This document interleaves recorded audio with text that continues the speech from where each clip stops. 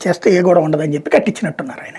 కానీ ఒకటి సార్, ఇలాంటి వాస్తవానికి చాలా సున్నితమైన అంశం ఒకవేళ పెద్దగా రేజ్ చేసి ఉండుంటే, ఇటువంటి అంశాల విషయంలో అధికారులు కూడా కాస్తంత అత్యుత్సాహం చూపిస్తున్నారు అని అనుకోవచ్చా? ఖచ్చితంగా అటవీ శాఖ వాళ్ళు ఆలోచించాల్సింది ఏంటంటే కొత్తగా కడుతున్నారా కొట్టవతల పడేయండి, నో డౌట్, కట్టని బాక కొత్తగా కడతారు.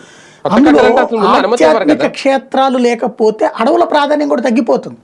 శ్రీశైలంలో ఆధ్యాత్మిక క్షేత్రం ఉంది కాబట్టి అటు పోయే వాళ్ళందరూ అటు పోతున్నారు కాబట్టి వాళ్ళందరూ కడుతున్నటువంటి ఆ టోల్ ఫీజులో ఇంకో ఫీజులతోనూ అటవీ శాఖ నిర్వహణ నడుస్తోంది, సాధ్యమవుతుంది.